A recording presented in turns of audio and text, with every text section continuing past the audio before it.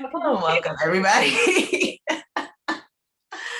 I'm just gonna go ahead and dive right into the first question because that will give us all that we need as an introduction. So, would you just tell me a little bit about yourself and uh yeah, give yourself an introduction, who you are and Word. So, peace and love. My name is Ain Ealy. I'm the creator and founder of both the SelfCare After Series, a nonprofit that infuses social justice education with wellness as a means to provide community intervention and solve community problems, and the SelfCare Kits, which is a wellness holistic subscription box that provides therapeutic tools to working class community members. There awesome. Awesome. we go. Anything else you want to share about yourself? Doesn't have to be Work related. Yeah, I'm a Denver native, you know. I I think it's important to highlight Black folk being from places outside of like the main ports. Um oh, I let's see. I provide therapy to kids on the autism spectrum, which is something I don't say a lot about, but I love my work. I love what I do. Um and yeah, that's all I got, Ashley. oh, that's good. No, that's awesome. There's more to me than that, of course. But yeah. Yeah, I feel like you do it all. So I'll just let you Yeah. end it there. Maybe more will come out as we talk through these Right, questions. right, right.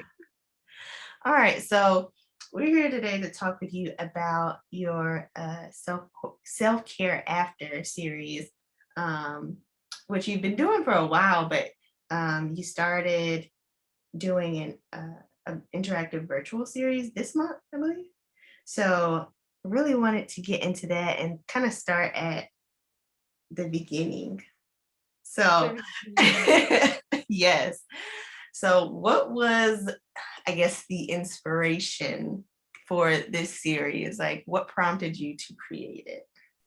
So, two things. The Self Care After series is an umbrella for essentially political education and wellness workshops and events. So that started in 2016 while I was a direct action community activist for an organization called Black Youth Project 100. I was the membership co-chair in New York, and I saw the like immediate need to include healing and wellness in real time as we do a lot of our social justice community work, because burnout is involved, and I don't think we could get free and be free if we do not take seriously the healing aspect and like healing from systemic um, violence, essentially.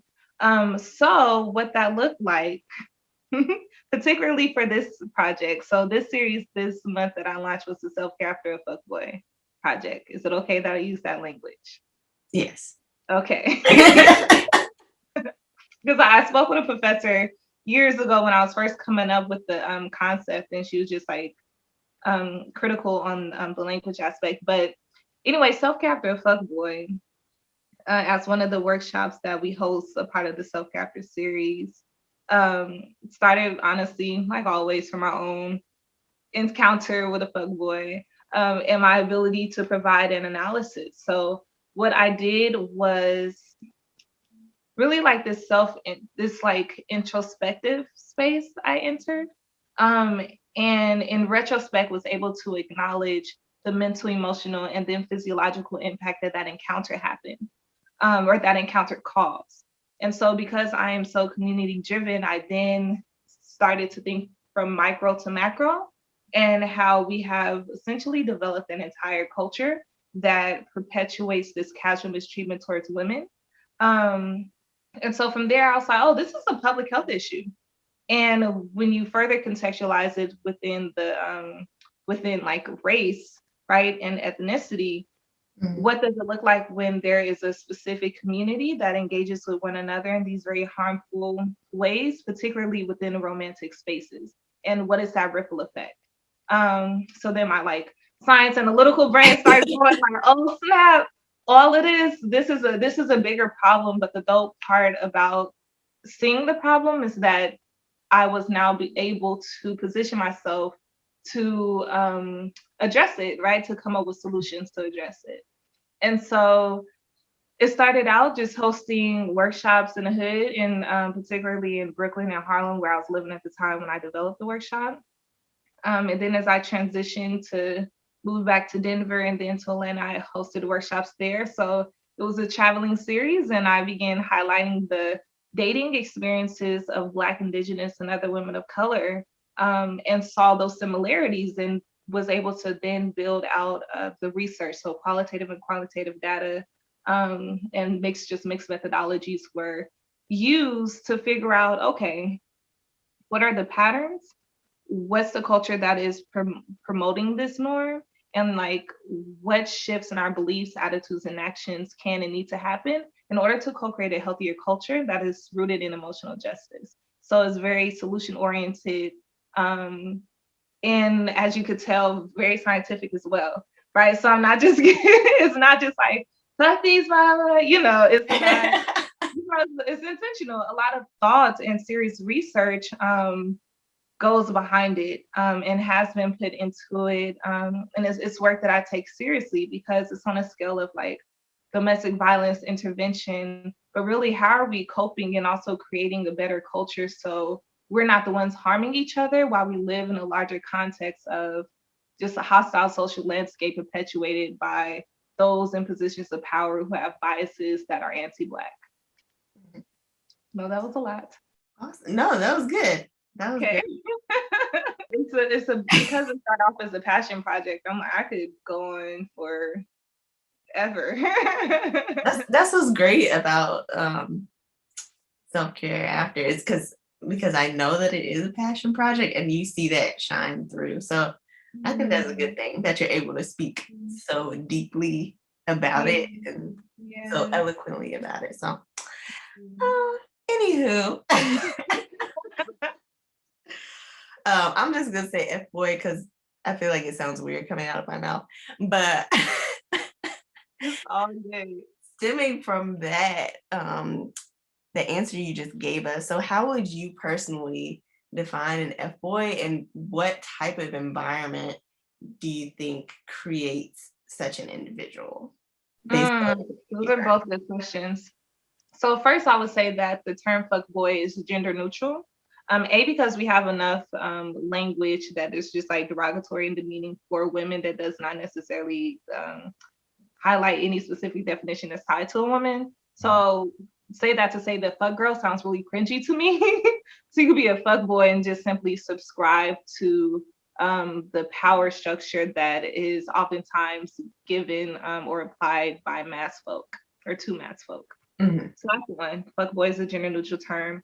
Two, a fuck boy is simply someone who doesn't regard you with the basic human decency afforded all human beings, yet still expect to get laid. Right? They don't. I mean, that's it, right? They tend not to acknowledge just the basic social etiquette. When I think of the culture of fuckboy, there's like a qualifying culture as beliefs, attitudes, and behavior, right? So your belief is that it's acceptable to extend like a general disregard towards not only women and femfolk, particularly those whom you're interested in having sex with in a way that's not given to other people. For example, a fuckboy won't text or call you after you all are intimate, right? However, if this same fuckboy was on the basketball court and committed to meeting up with the homies the next day and couldn't make it, I'm sure they'd be like, oh, sorry, bro, I can't make it to court, right?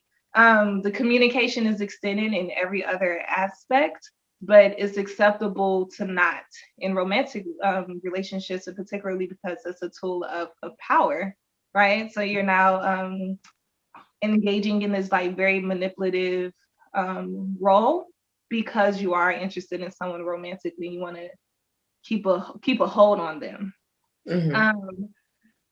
So I don't, in terms of men folk, masculine folk, only like focus on sex is not anything new, right?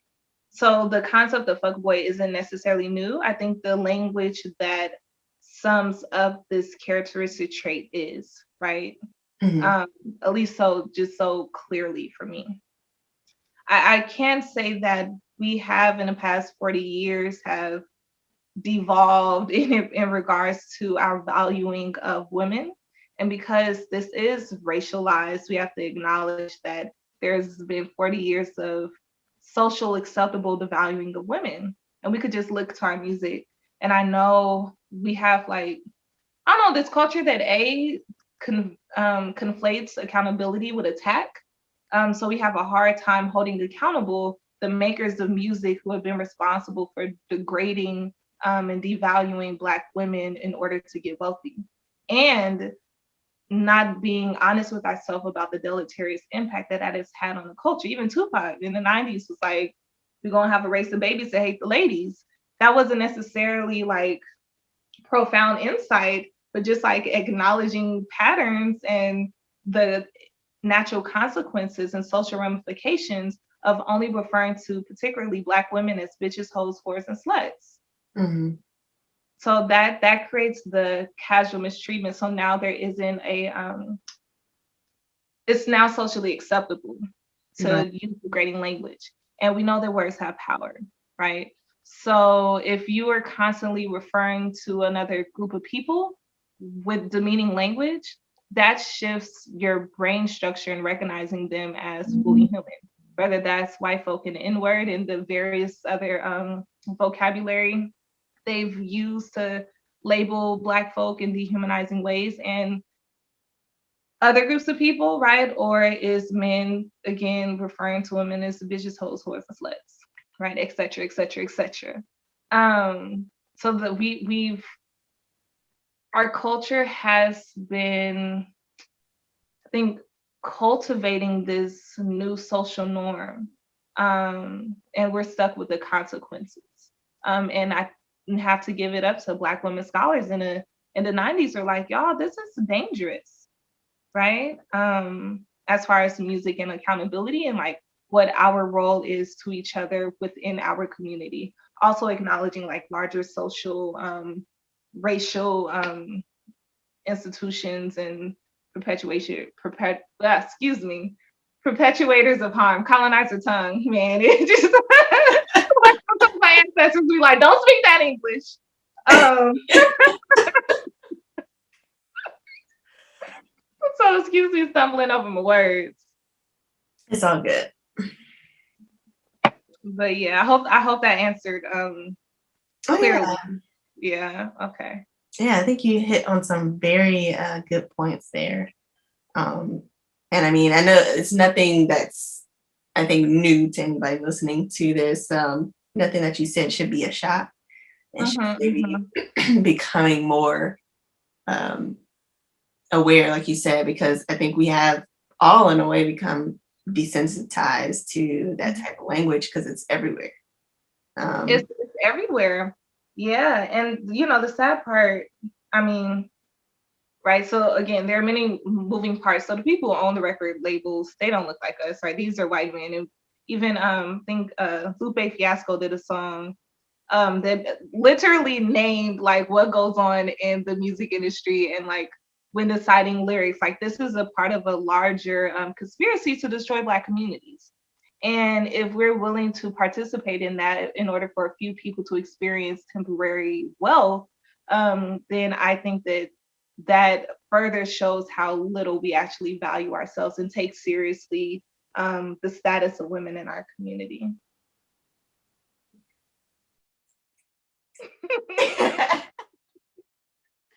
all right. I'm gonna kind of backtrack a little bit, and you can either opt to skip this question or not. But Um, going back to personal experience, so I know within my group of friends, like we all have stories about an FOA.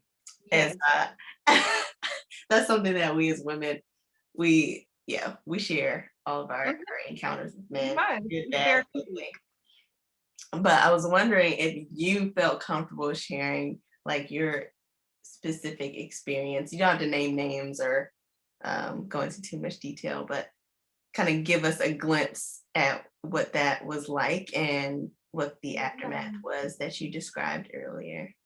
Yeah, so even now with the question, I feel like a wave of, I know it's trauma related, so it's not necessarily shame, maybe embarrassment of, I think embarrassment comes when you have been a victim of something. It just like it doesn't feel good. Mhm. Um, so this fuckboy who inspired this series, who has since helped heal a lot of women and support men and mass folk um, in shifting their behavior to be more conducive for a healthier culture. This happened in what, 2016, and I was essentially gaslighted. Quite frankly, I was gaslighted, and I didn't have the language for it, which again inspired the workshop because we need language to identify the injustices that are impeding on our mental and emotional health, right? Like what's happening to me. Um, it was a probably now I would say situationship type Mhm. thing, but again, we have this established this culture where you can have the expectation to be sexually involved with someone and have their time, but when asked to show up outside of that, you don't. And then the manipulation is that, well, the person asking you to show up is just asking for too much, right? So Yeah. I was caught up in that without having the personal power that I have now to like get out of it, to identify it.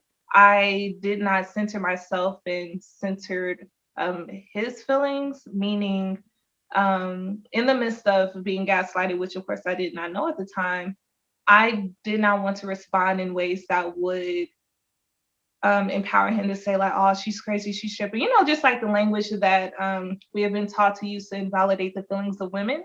Mhm. And so that's prevented me from speaking my truth and just speaking up and advocating for myself in a relationship. Um, yeah. So it was like some self-silencing in response to being gaslighted, which the consequence of gaslighting is that your sense of reality is shifted, is distorted, because you're being lied to, and the person knows that they're lying to you. And I think that this is a behavior and communication style that isn't intentionally picked up, but I think it is a consequence of learning how to manipulate people in a relationship.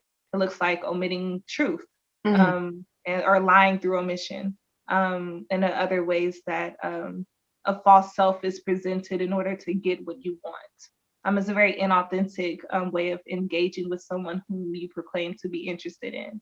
And I don't think that that interest is disingenuous. I just think that, again, we have a culture where that interest now okays you to be disingenuous in order to get more of whatever you want without giving an equal amount.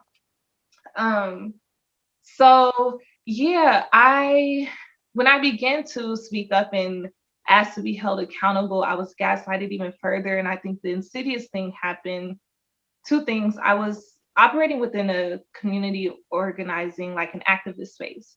So Mhm. these are thinkers, the woke folk, the conscious, the people who are supposedly like socially aware. And Mhm. I realized we are like racially aware. We have a race conscious, but we don't have a gender conscious. We all subscribe to patriarchy. Lesbians, trans folk, gender nonconforming, everybody and their mama, Yeah. right? Mhm. Subscribe to patriarchy. And so in a space where I thought that like truth would prevail, and like me as a victim of this like very malicious manipulation, I thought that I would be supported, but instead the women, the femme folk, all rallied behind this man. And it was kind of like, don't you dare speak poorly about one of the good ones, Mhm. right?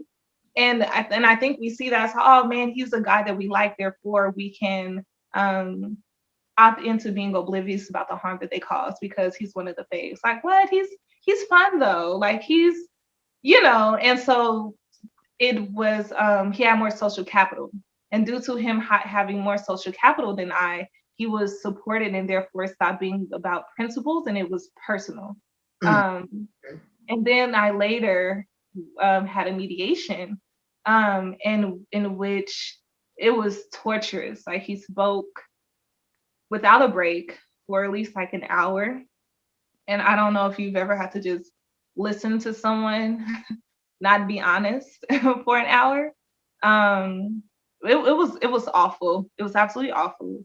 The mediator um, was a Black lesbian woman, and the irony is that she felt pressure from his peers um, to be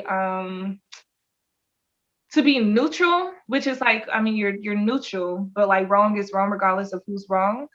And within that space, she wanted to push against the notion that her bias would be in favor of me and overcompensated, and therefore her bias was in favor of him, the perpetuator of harm. So I'm like, man, look how within like our default is to support Black men. Like I think we not think we definitely have a culture within Black American communities where we favor Black men, Black boys over Black girls, over Black women, if we're honest with ourselves.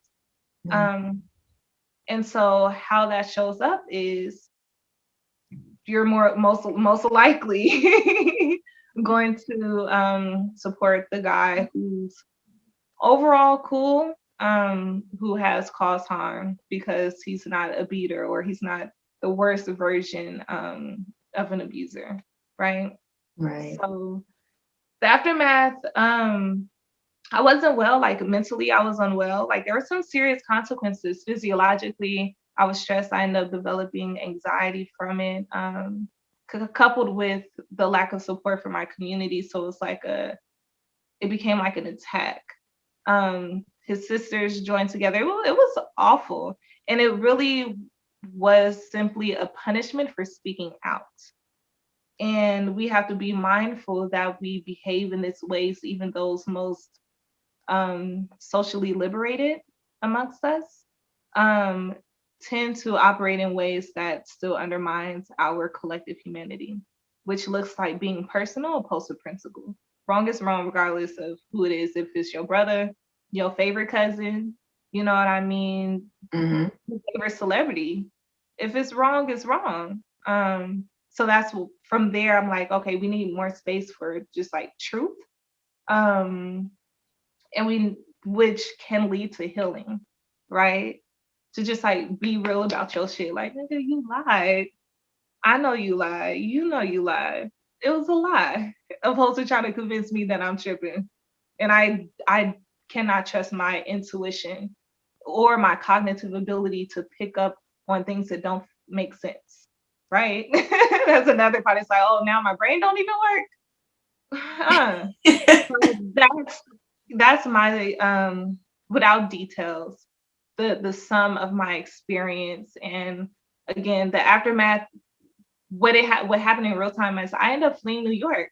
I left New York. It was one of the main reasons why I left. Because my community, essentially the people I was organizing with, shutting down the NYPD with, right, demanding livable wages over low wages with, they turned on me so quick.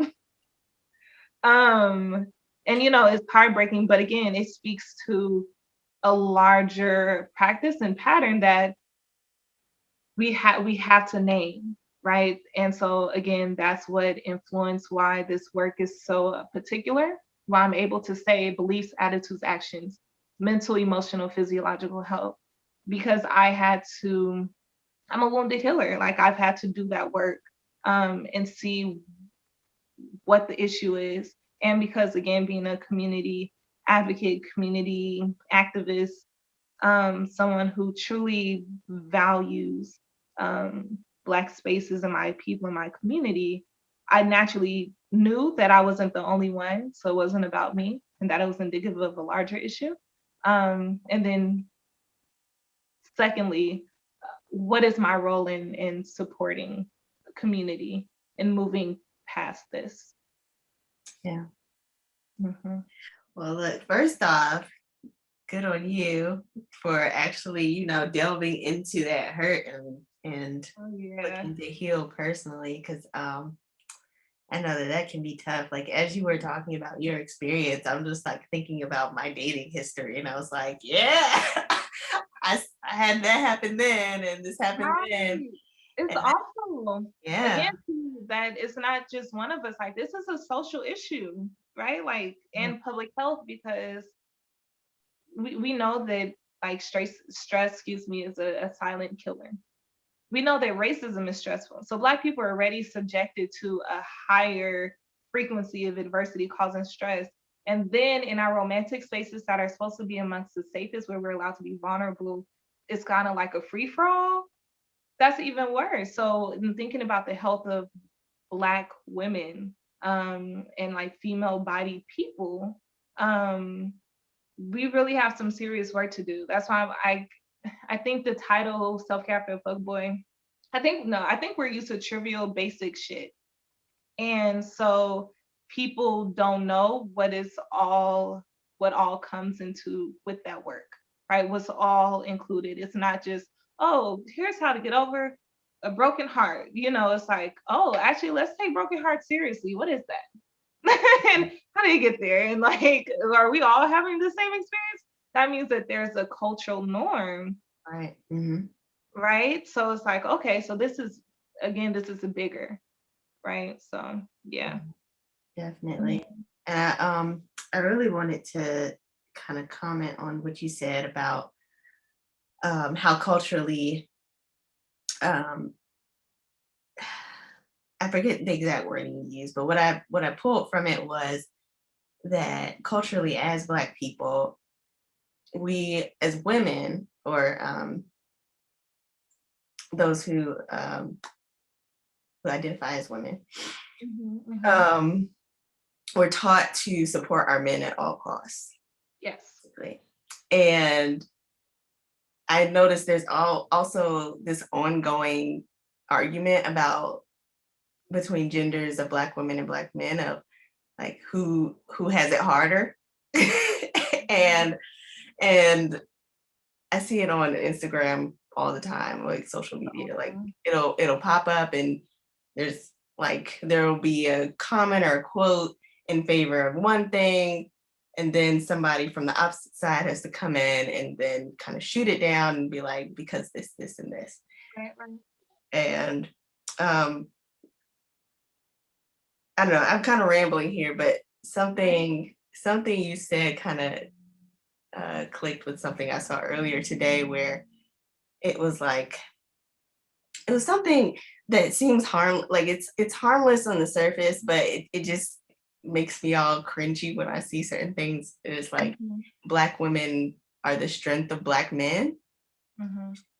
And yeah, that's all fine and good, but we can't be the ones holding you guys up all the time. It has to go both ways. And I Mhm. think that that's the issue is like we're always seen as the ones that are there to support, like we're there to take all the beat down once the world has beat down on them.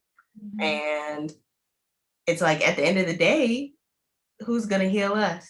Mhm. So I know that was kind of like my little tangent, but No, I'm here for it. I can honestly say I have such a beef with social media and back to the comment of saying like people is used to I think just trivializing basic messaging. Mind you, white supremacy thrives by people being uninformed and uneducated and misinformed, right? Of like really what the fuck is going on.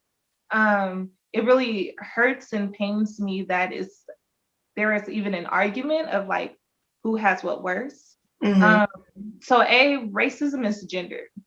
The way racism shows up and impacts just for the sake of binary, right? Like male and female is different, right?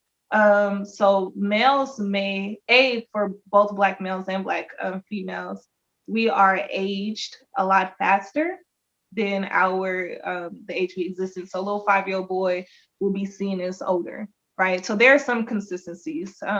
In the classroom, Black girls and Black boys are suspended at the same high rates over their non-Black constituents, right? So some things are the same. But when Black boys may be viewed as intimidating and physically threatening, Black women are sexualized at an early age, and I say women, Black girls, right? Mhm. Like those, that's the difference. That's how racism is gendered. We know that patriarchy has been around longer than faux white supremacy. I say faux, fake white supremacy because the notion that white people are superior is indeed a lie.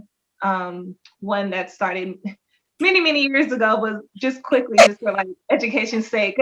Carlos Linnaeus was a botanist who was responsible for creating the racial tier system in the 1700s. So this stuff isn't arbitrary. It's like, no, there's a science to this, right? Like they took their time to create this, and we can point to it. It didn't just, oh, where did race come from? I could tell you, Carlos Linnaeus, 1700. So, boom. How that shows up in our communities, white supremacy and patriarchy means that those who are closer in proximity to whiteness benefit, those who are male and closer to maleness benefit. So by default, of course, you're not white, okay, so you don't benefit from white supremacy. You're male, okay, so you benefit from patriarchy. Offer it. That's it. That's it. So of course you have some advantages and privileges that Black women don't have, and we see it play out when which breaks my heart because this is all derives from internalized anti-Blackness, which I do have a workshop on that from the SelfCare After series. It's called Intro to Healing from and Learning Internalized Anti-Blackness. But you see it when you see dark-skinned Black men, and I'll use a most recent video I saw of Rick Ross, dark-skinned Black men in the music industry reinforcing and perpetuating colorism. So Black men are able to are able to weaponize colorism against Black women in ways that you don't see in the reverse, right? But to zero in and focus on your point, these arguments are harmful because they spread misinformation. The truth is, yes, Black men benefit more than Black women in a patriarchal society. Of course they do. Black women have not had any incentive in participating in a white supremacist and patriarchal society. White women do. They want the power that white men have. We can honestly say that our brothers have been conditioned to want that too, and not engage in enough critical interrogation as to why they do. And to know that one does not have to oppress others in order to feel empowered. And if these power dynamics are showing up in our relationship, where you have men overpowering women, or in order to feel like a man, your woman has to perform weakness, which communicates that you need to feel superior. That superiority complex is a white thing. It's not even our thing. And because we live in a society where we are inundated with the messaging, the beliefs and attitudes of our colonizers, we absorb it. And when we're not careful and do not do the work to ensure that we're not perpetuating the problem, then that means that we become the issue, right, opposed to the solution. And I think the way that we can extend a little more like grace, I'll say, instead of self-compassion, grace, is by acknowledging like, okay, I'm in this society that is continuously feeding me these messages that comes from the belief system of people who don't have my humanity in mind. How am I responsible for perpetuating that? Just like question yourself, so you can be the solution, so you could be the answer. Social media. I hate social media because I also feel like the way the algorithms are, content that is anti-Black somehow is just like more popular. And I'm like, these AIs are still developed by white men minds. Not too many women in like tech, but these AIs, these systems have been developed by, again, white minds that don't have our humanity in mind. So we have to take that into consideration when we're on these feeds, and we see that content. The scary or sad part is the impact it has to the masses who in general are uninformed, who do not have this larger context and understanding, that does not have the language, which is again why I hold true and serious the work that I do, because we need to be informed. We need complex ideas to be broken down in layman's terms so the general population could get it, because we all deserve to have it. It's the whole lift as we climb. Those of us who are college educated and informed in certain areas, we have a responsibility to educate our community. And that's what the 60s and the 70s had, that we did it. You know what I mean?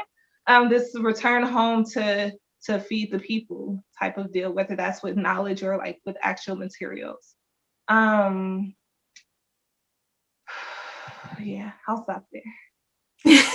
All right. All right. Okay, so I have quite a few more questions.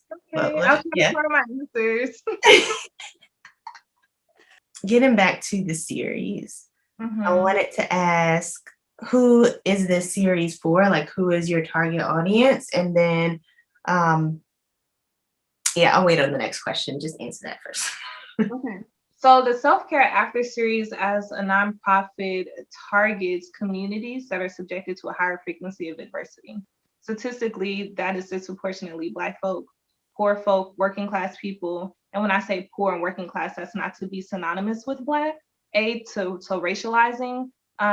Who needs the most care? People who are subjected to more stress.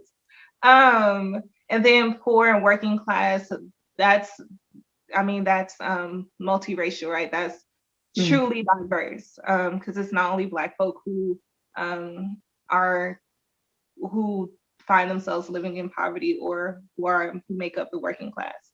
So that's that. My goal essentially is just to equip those in need with the tools to mitigate the impact of stress. And my route, or the way I do that, is through social justice education and wellness, combining the two. Because you cannot, not you cannot, excuse me. I'll say that in order to do the type of healing that our communities are in deep need of, because we have to heal from compounded trauma, we have to understand that it's not just deep breaths. You have to know that when you heard that police siren, cortisol ran through your body. So that's why you need to take a deep breath, because your body is stressed, even though on a conscious level, you may not realize it. So it's about equipping communities who have to navigate hostile social landscape with the tools to recognize the things that are causing them harm, right? It's like fine tuning our antennas. And like naturally, we have it as a survival sake, but we've lost it again because we've been misinformed, undereducated. So we're not on our P's and Q's anymore. We're operating as if we're living as if we are free when we're really just more comfortable in our oppression than we've ever been before, right? So Black people at the core, Indigenous folk, and then people of color are my target audience. And because this is real work, I service corporate spaces. I service businesses that want to improve the race relations in their workspace. I do host workshops at colleges. So it's not limited. It just centers the Black, Indigenous, and folks of color. That's awesome. Okay, so now, having said that, so you're focusing on healing those who are the victims of I'll just call it oppression for simplicity's sake. In different avenues, different spaces. Yeah. And marginalized people. I just recently had this conversation with a couple people about, we were talking about situationships, and we were talking about how they how they come to be. Like, how does one find themselves in a situationship? And so we were talking about the individuals involved in that relationship, and how we focused on like fear of commitment and what that says about the person who is fearing the commitment, and what they are fearing to look at them inside themselves, like what they're fearing to face, whether it's past trauma, etc. So my question for you would be, what do you see as So we're healing victims of this, but what do you see as kind of the other side of this, where it's like we are diminishing the creation of these F boys in the first place? Like, how do we attack that side of it? So again, it's cultural, right? I think it's become cultural again because like when in the context of Black spaces, um, being partnered became less of a priority. And again, like the pimp ho mentality in music, like we not gonna act like that has not conditioned folk to say that, oh, okay, now I'm going to live my life as if a rap song is a how-to guide on how to live life, right? As if these are not pointers, oh, okay, this is how I can move. Um, consumer culture, man, we have to do the hard part and not support the people who are spreading, excuse me, not support people who are spreading messaging that undermines our collective humanity. Because truly, Ashley, I do believe that love within the Black community is where we will find our superpower. But it can't be superficial love. It can't be I wear pro-Black shirts and language, but how I engage with Black people on a daily basis is violent and harmful. Those two cannot coexist. We got to take a real look at ourselves on the things that we tolerate. And like, I too be shaking all of the ass and be throwing all the ass in a circle. I get it. But like our integrity has to be stronger than a dope ass beat. I know that's hard because we're African people. And then when the beat drops, your body. Right. And that's what I think is so it's so cruel to couple this music with violent lyrics against Black women because it's like, God dang, I can't help but hit the dang it, I started dancing. Dang, you know what I mean? So how to I think prevent the continuations of fuckboy character. I think individually, women, we have the responsibility to call out the men in our community who are perpetuating that. So any guy that I'm in community with, friends with, if he calls me, I'm not going to do what the women did with the fuck boy in my previous encounter. I'm not going to support him in his harm, in his wrong. I'm going to hold him accountable, right? Again, I said earlier that accountable is equated with attack. We can't afford for that misdefinition to be given, right? So do your part in holding people accountable.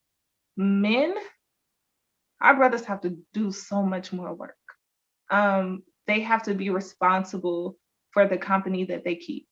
I know too many quality brothers who will stay in community with someone, with a man whom they know is a serial cheater, who is manipulative, who is a liar, who has these awful characteristic traits. There's no social, not just social consequence, there's no social reprimand for doing that. Versus, what if you did that and you lost your whole friend group? Like, dang, I can't play ball with y'all. Nah, bro, we don't like the way you move. That would change the game. Like, we do stuff because it's socially acceptable. Once shit stops socially being acceptable, and notice, and also gender, right? Because like, I know women don't do the same shit. Like, you're not going to have a high caliber group of women and someone over here is like a thief, a trifling person, and it's like, well, that's still my girl. We be like, no, you can't sit with us. Like, no, you cheating on what? We don't like that. That's integrity though, right? That's a moral compass. That's principled. And we know that Black women tend to be more principled. It's not fair to us, to your point earlier, when we are the only ones. Right. It creates an imbalance, right? And I always say, I know it's hella gendered, but men got all that testosterone. What are you doing with it? Do the heavy lifting. Do some emotional labor. Do more because you're physically designed to do more. So do more. I wish one of my goals is to have like a not just self-care after a fuckboy workshop, but like some type of mesh with male celebrities Black male celebrities. Because I'm like, I know y'all are uninformed. In fact, you were picked because, in large part, because you are uninformed, because you'd be down to spread this messaging. But I'm out here in the community and I'm telling you, you're causing more harm than good, and our communities deserve better. And us now and future generation, if you care. It won't be given to you like that, but that's my goal. It's like, y'all, we gotta do this. We gotta, take seriously the stuff that we're putting out there. It's just responsibility. It's called adulthood. And that's another thing. We gotta grow the fuck up. Yeah. We gotta do things that we don't necessarily always want to do, that may be hard now, but adults think about the future, not just instant gratification. So it's going to require cultural shift. It's going to require the culture of malehood to change. Because I keep saying I think, but I want to be clear that my thoughts are like rooted in in like critical theory and like research, right? But the culture of malehood, where it's like bros over hoes, or like bro code, and it's this undeniable commitment to each other despite the wrong, like the Republican Party. It's like you were just going to be committed to each other just because you all have these XY chromosomes and that's it, opposed to, again, principle. So they, just like white people, have a huge responsibility in ending this social paradigm of white racism. Men have a responsibility to end the social paradigm of toxic masculinity and patriarchy. Because the truth is, neither one of us can be at our best if you are constantly presenting your false self and using these poor characteristic traits, and developing these poor characteristic traits in order to have some type of power. Because the truth is, as Black folk, as Black men, you feel powerless in this world, right? That's why it's like, bro, it's deeper, and Black women are not here for you to take out your anger against, and your insecurity and your stress against. No, right? It really has to be a heart to heart, and a coming to the table, not with finger pointing, but coming to the table, know that you are the problem. Like, that's, you have to, it's like, okay, somehow, somewhere, in some capacity, I'm the problem. And so I'm here to figure out what I need to shift so I could be a part of the solution, because I care that much. You know what I mean? Yes.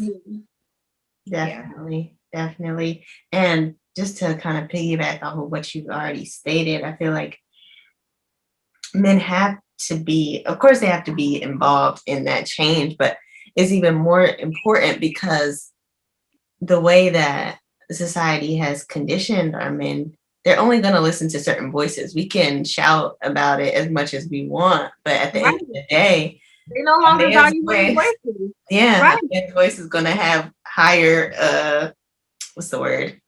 Yeah, value, impact, all of that. The same way white folk, they need it from someone with skin in the game. There's actually an organization I got some training on called A Call to Man. It's a brother, Tony Parker, I think is his name. An older Black gentleman who does the deconstruction and reconstruction of healthy masculinity. And then in a larger context amongst Black culture, because every group of people have a different relationship to patriarchy. So how patriarchy shows up amongst those on the continent of Africa is different than how it shows up in America, or it's different than how it shows up in Australia. It's contingent upon the culture of the people. And that's in large part why it's also racialized. Or why my work is also racialized. Yes. And one more point I'll make, and now move on to the next question, is just I'm hoping that message that men do start speaking up, but not just the ones that are like our age and older. Like, I feel like there definitely has to be a trickle down, because at least based on what I've been observing, that the people, the next generation that's coming up, there's not a lot of people that they're going to listen to that come from our generation. Like, Oh no, girl, it's heartbreaking on so many levels. Like I see and feel on an energetic level the deterioration of our community values and our connection to one another as Black folk, as Black Americans, and then on a larger scale of the diaspora. And again, because very few people are actually thinking about the collective, no one is considering the social long-term and short-term social ramifications. Um, yeah, we have a responsibility to be the change that we wish to see in our communities in the hood, right? Do you want to feel safe in the hood? How are you ensuring that you are someone who's not making other people feel unsafe? You know what I mean? Like we really got to reconstruct our stuff because we in a global health pandemic. You know what I mean? panorama. It's like, it's like we have my thing is let's not get confused. I understand we don't die, we multiply, but we are still a group of people who were not so intended to be here. Yeah. There was so much effort taken to destroy us. And if, again, we get comfortable in our oppression, conflating it with freedom, I think that we find ourselves at where we are now. Kind of like, oh, shit, what do we do? To be hopeful, I try. Because it's daunting, and I can't say that my heart is not often weary thinking about the conditions of our communities and our people, especially with gentrification pushing out and disrupting Black communities and honestly erasing our presence. That's why I mentioned like I'm from Denver before, because I'm like, shoot, if you go to the area that I'm from now, there's no evidence that we were a thriving Black ass neighborhood, you know.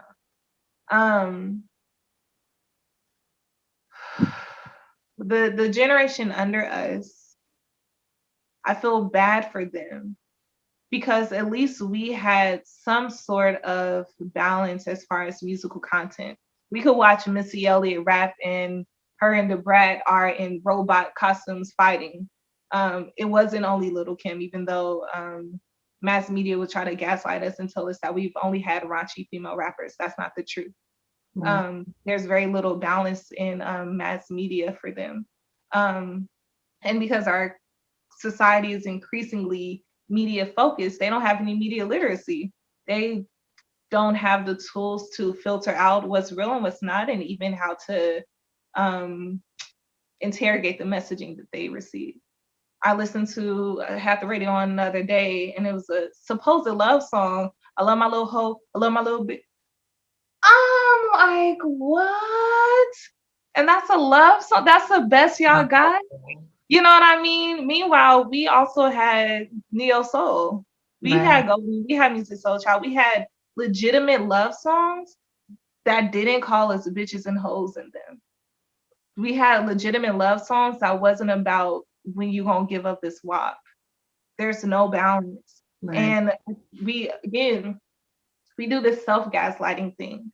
So we're gaslighted, we're lied to, and then we lie to ourselves. We try to tell ourselves that, oh, this is empowering, that there's nothing wrong with it. And it's like, this is not empowerment, and there's a lot wrong with it. Again, honesty, you know what I mean? That's what's really gonna free us. Yeah, it's wild that we really do have a race of babies who hate the ladies, because there used to be a cultural norm, cultural standard that respect was the minimum, right? So just a little tidbit on Southern hospitality.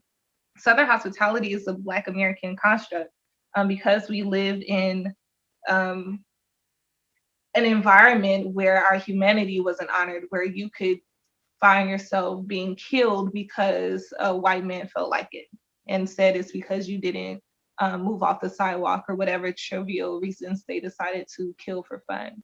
I know that sounds random, but that's in the context of because of that, right? Because of that was a reality. Then what Black folk did was, at the very least, I'm going to be friendly to you. I'm going to offer you this sweet tea and you can sit on my porch, even if I don't like you. because the extreme is out there. And Mm, so also how that affects chivalry in our dating culture before like this nonsense. So real quick to contrast, in a white context, chivalry and white feminists are like, no, chivalry means that I'm weak. The men will open the doors because they believe that women were weak. Black women have never been plagued with the stereotype of being weak. That's not our reality. Chivalry in our context, in our communities, particularly in the South, was I'm going to treat you like a lady. I'm going to be soft and delicate with you because we live in a society where you don't get that treatment. And mhm, even now, people are soft and delicate with Black women. People mhm, are very harsh and mean um, in ways that you're not with other women because the patriarchal society says the women are more delicate, but we don't get that. Why racism is gendered. So our answer, our solution, we had to create our own solutions, right? So that means I'm going to up the ante on my chivalry because I know that outside of this space, there will be none. So, and that's, we really could get the solutions and how to survive our current circumstances by looking to our past. The whole Sankofa, it's like, man, we come from such a brilliant people. I'm so grateful to be African because the answers are already there and built into our culture. Take back and look at what worked. So we have to recreate environments where we're giving ourselves the humanity, we're speaking light and love into ourselves because we know on an outer scale, the outer society is not. Um, so that means the shift in our music. That means that as consumers, we cannot continue to support male artists who just would prefer to refer to women out of all the adjectives to call us bitches. Out of all the adjectives in the English language, that's what we got. So we gotta not. Versus what we've done is if you can't beat them, join them. We join in our own demise. We call ourselves bitches and hoes and like it's empowering. No, we coping. mm. We're coping. Again, that's not the same as thriving. We are surviving. All right. We are I use this term, we're seasoning our poison, expecting it not to kill us in the end. But it's like it tastes good, but it's still gonna do its job. And that's where we're at in terms of trying to use the things that is meant to destroy us. We just seasoning the poison. So That's a great analogy. it's yeah, man. Yeah. All right, three more questions then. Problem. Go. So I know that we spoke about your workshop that has been going on this month, and I know you've had two sessions so far. Yes. Um, did you want to talk a little bit about those? And then the question is, what do you hope people gain from attending those workshops? Awesome. Yes. So this particular workshop series, I partnered with the yoga instructor from No More Trauma, Tanya Brown, a dope sister based out of Arizona who does yoga work. So we had, let's see, we had nature versus nurture, where we looked at, again, the macro to the micro. So a lot of how this conversation goes, or a lot of how this interview and conversation is going, speaks to how I approach my work, right? It's sociological, it's psychological, um, it's cultural, it's all these different, it's political, right? All these different elements because that's what we're navigating in. It's not just like one thing, right? Mm, So we looked at where did you get your messaging of relationships and what were those messages? A lot of us got sacrifice and obligation. It was very little love and romance in our household, which impacts you.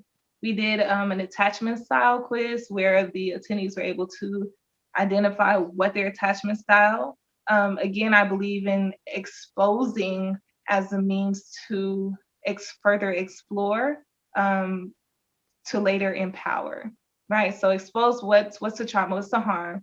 Get in there with no judgment, with a lot of care and grace and self-compassion. Again, those are not adjectives that are used to describe how we treat each other.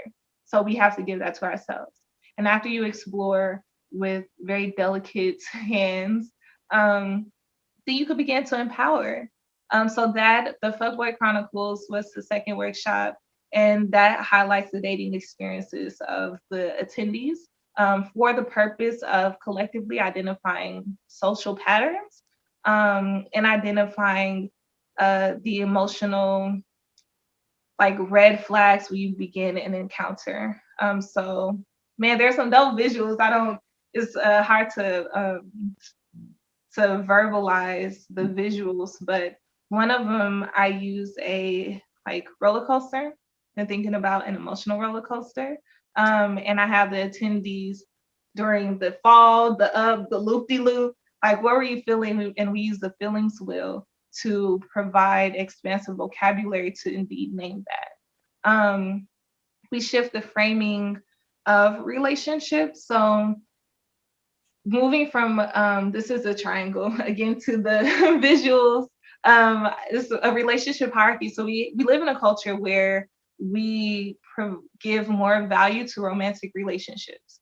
So that means that if you imagine that your community fills up this triangle and you're at the top, every time you get a partner, they're at the top and they take precedence over everyone in your community, even regardless of how temporary they are, versus a circular relationship framework where you're in the middle and all your community is on a circle and you can invite the person you're dating to be a part of that circle. So they're now a part of your community, not over your community.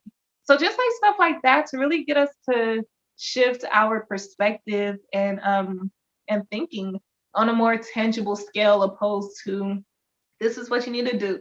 Write a list. Don't, what are your expectations? Like, it's so much deeper. And you can really, I expect my attendees to feel empowered and experience a paradigm shift, which they do. So some of the main objectives is increasing your emotional vocabulary. So you could better identify what you're experiencing at any given moment in an interaction. Identify what your boundaries are. You have porous boundaries, rigid boundaries, healthy boundaries, and how you could use boundaries as a means of empowerment to ensure that you're getting the treatment that you want, even if it's in a situationship, right?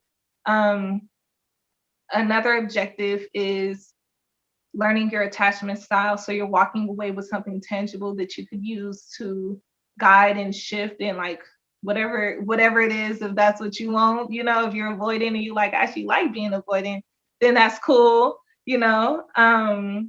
Another objective is language. So language to be able to identify the things that are impacting you, that's causing you harm or making you feel good. So you need to know what gaslighting is. You need to know what lying through omission is, because sometimes we experience things, but we can't quite put our finger on it because we don't have the vocabulary. Along with some other just tips to care for oneself when you find yourself becoming anxious, and these other byproducts that comes along with navigating spaces where you're just like interested in someone. It's like really, it's a vulnerable space to be in. So yeah. Okay. Awesome. Yeah. Awesome. Sounds like it was great. I wish I could have been there. Yoga after. And I always, so we had journals, candles, water, yoga, because what we experience gets absorbed into our bodies. Our bodies remember things, right? And so our bodies are tight because we were stressed 3 weeks ago or months ago, or we haven't like processed the emotions. And now our hips are tighter. Now, our shoulders are tight and you don't realize, what that is. So the body aspect is important. Remembering to breathe, flushing out toxins by drinking water. Yeah, all that. Sounds amazing. All right. So next question is, or actually this, I will let this be the ending question because I think this is a good way to close out. So where do you see the series headed in the future? What's next? So particularly the F-Boy series? Yeah. Okay, because I know I've bounced around from the larger nonprofit in this series. So I want to do a traveling media project and interview an intergenerational group of women and femmes. Um, yeah, I think that'll be dope because I think when it comes to healing from relationships, we leave out the older generation of women who oftentimes did not have the privilege to view their relationships in the same way that we Mhm. have. And they deserve healing too, because a lot of them have been fed lies and have sacrificed Yeah. and have done the sacrifice that allows us to be like, yeah, no, right?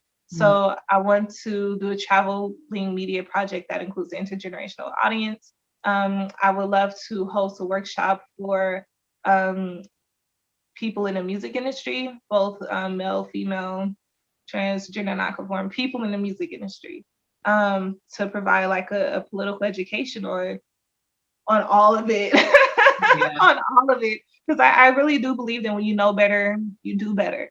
Um, and again, a lot of these people are not in the know on purpose. Um, it goes against a conspiracy. Um, so yeah, traveling media.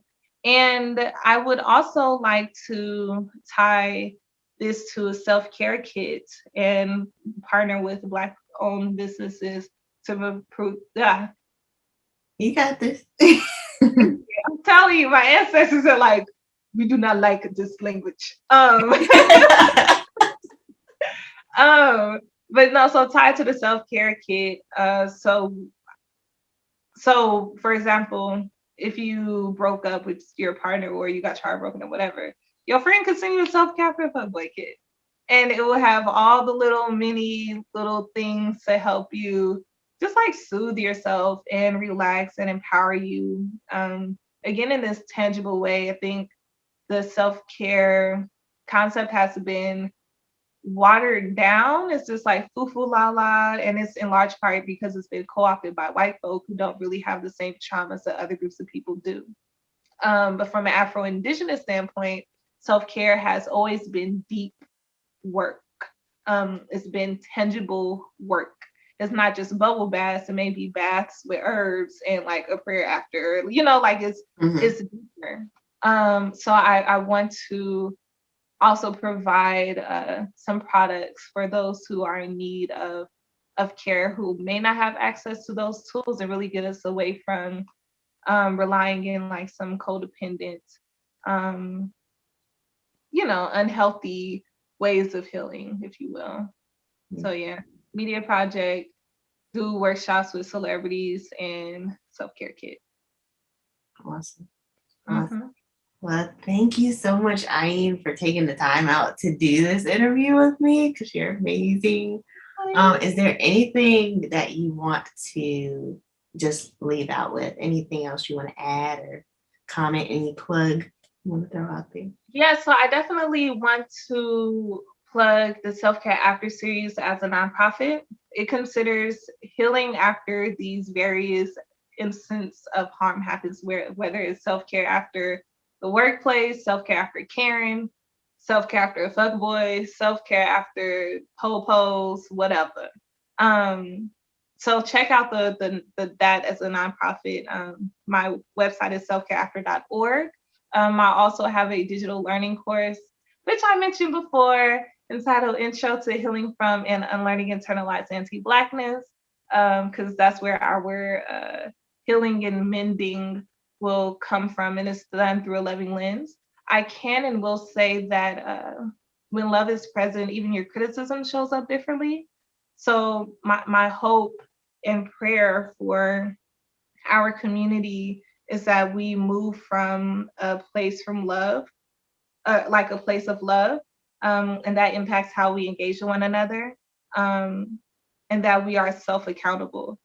So I would love to see less of the male versus female, and would love, love, love for our brothers to step up as the self-proclaimed leaders they as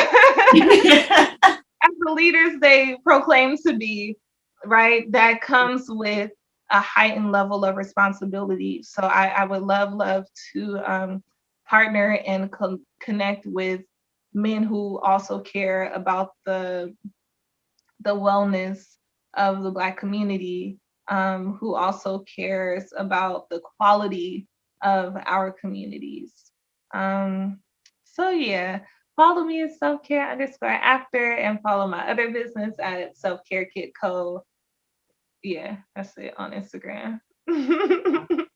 Awesome. Amazing. Thank you again. And that's all, folks.